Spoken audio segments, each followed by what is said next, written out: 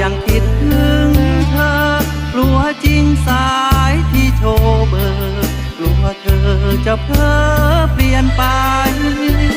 ซึ่งเสียงเขาหลอกพ่อยอร้อยพันคำหวานเกรงว่าไม่นานน้ำตาลจะกลายเป็นคม